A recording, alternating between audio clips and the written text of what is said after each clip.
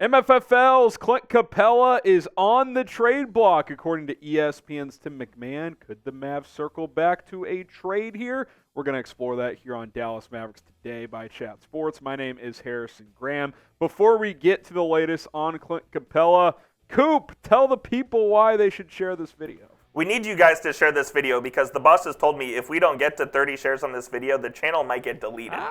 So you need to share it. All you have to do, it's very simple. You just click the share button, select Twitter icon, click post to Twitter, and then tag me. Or you can tag Harrison as well. I'm at Jeff_Coop27. Harrison at HGrahamNFL. Tag us, and we'll give you a shout-out on the next show. Yeah, make it happen. Everybody that does tag Coop in a tweet while sharing this video will get a shout-out on a future episode of Dallas Mavericks Today.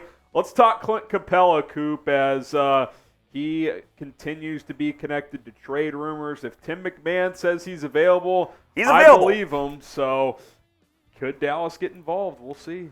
Yeah, I mean, I still think this is the thing that they're kind of hoping and waiting out for, and we'll talk about this a little bit later, but basically the whole NBA is on hold until Damian Lillard or Pascal Siakam gets traded. And we don't know if that's coming anytime soon, pretty much. I mean, it's been almost a month now since those rumors have surfaced, and we haven't really gotten any concrete info on what's happening with those two guys. Yeah, I mean, the latest on Dame is he still just wants to go to Miami, so that's certainly interesting. You look at the remaining years on Capela's contract, $20.6 million this year, $22.3 million this year, or the next year. So I think, again, Coop, to acquire him, Tim Hardaway would almost certainly have to be in that deal because he's at about $17-18 million. Then that gets you within, the net 10% or whatever that you have to be in terms of numbers there. You could, of course, throw another small deal in there. We know Dallas would be interested in Capela. They've liked him for a long time, but we're kind of stuck in this holding pattern here. Does it get pushed back real quick to when Richaun Holmes could get traded? Because, I mean, all of a sudden, we're like 25-ish days into that, 30 days into that. So, I mean, he's not too far away from being eligible to get traded himself. It's kind of the case with the entire NBA. Until I think at least one of these three guys gets moved, I don't think really anything major is going to happen. Yeah. And it sounds like James Harden is increasingly likely to stay with the 76ers. So it kind of just leaves Lillard and Siakam as the two prime trade candidates out there on the market. And, of course, the Atlanta Hawks have been heavily linked to Pascal Siakam, and that's why Clint Capela might be also available, whether in that trade or in a separate trade with the Hawks as well. What would you give up for Capela? We know what the Mavs' assets are. They have that 2027 first. They've got Josh Green. They have Jaden Hardy. I'm not giving up Josh Green or Jaden Hardy in the deal. Yeah. I don't think I'm giving them up. I'm giving them up for Capela. Would you rather give up one of those pieces or the 27 first?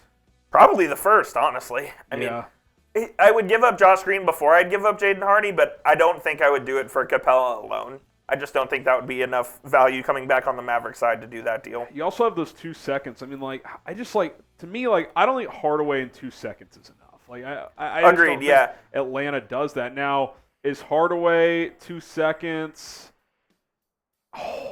Holmes? I mean, we know at the draft that they straight up asked for Josh Green, and the Mavs told them no. So I think that's kind of where the negotiations are at right now is they want Josh Green. The Mavs don't want to give up Josh Green.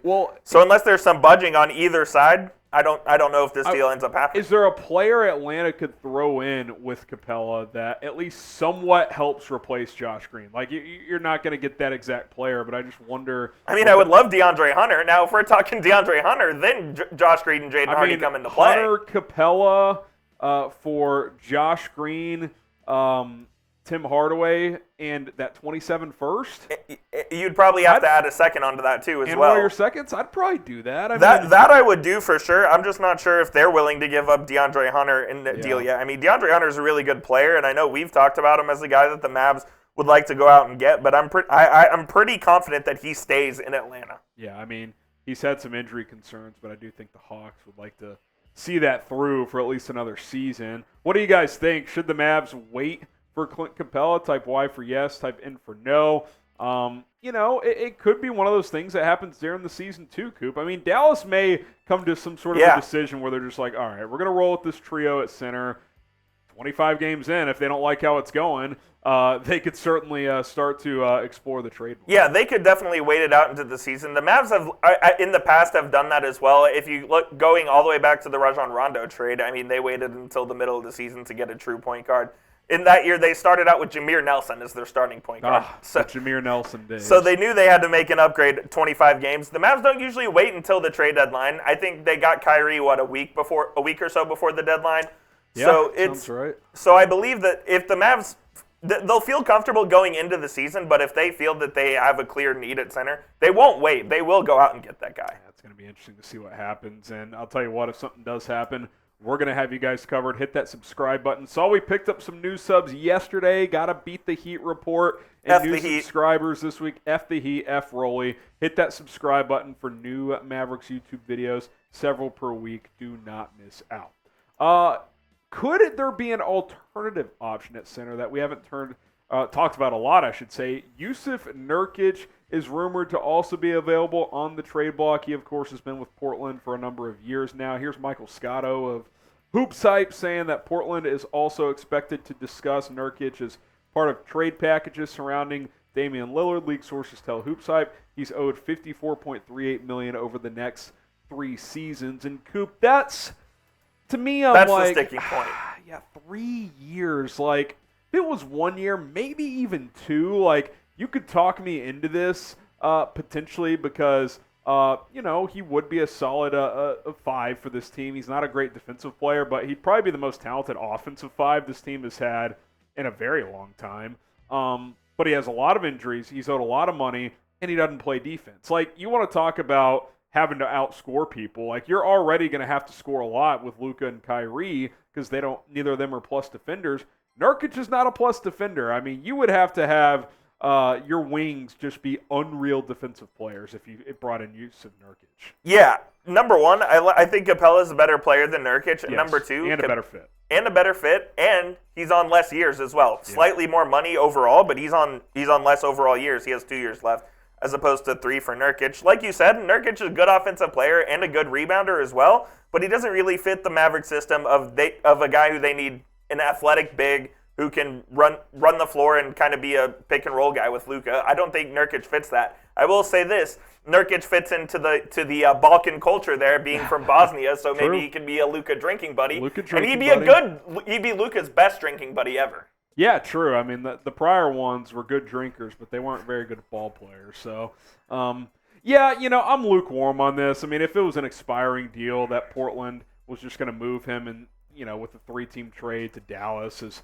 part of the Dame deal, I'd say, okay, sure. But 3 years left, I don't love that idea at all. He's a good rebounder. He can certainly score. But when you combine the not great X's and O's fit due to the lack of rim protection, but also the injuries, Coop, I think I'm going to have to pass. Yeah, and you're kind of taking on more money than you would like as well because, for instance, if you send Richaun Holmes out in the deal, Nurkic is making more than Holmes, so you're adding to that luxury tax bill that you're already going to have to pay as well. I think Nurkic is kind of on the wrong side of his prime. He's still a decent player, but he's definitely not going to develop or ascend into something more than he is right now. So at this point in time, I think Capela would be a much better option.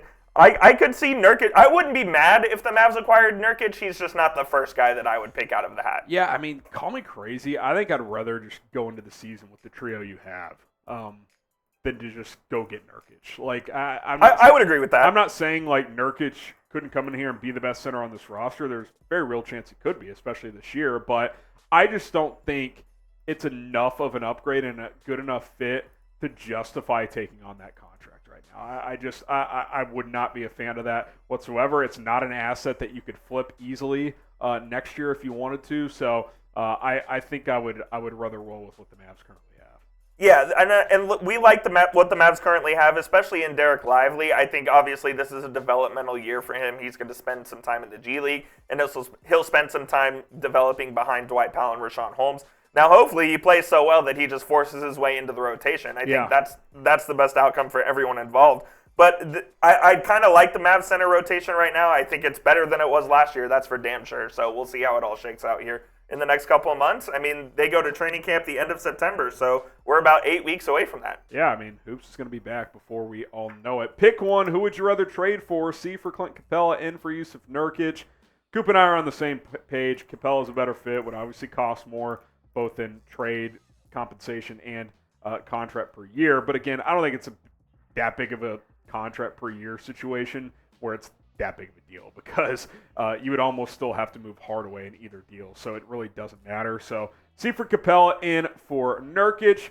Coop, any final thoughts before we get out of here? It's been some quiet time. I need some fireworks in Mavs. Make the call, here. Silver. Let's go, even Silver. if it's not a Mavs move, give me a Dame trade. Let's get the juices flowing again.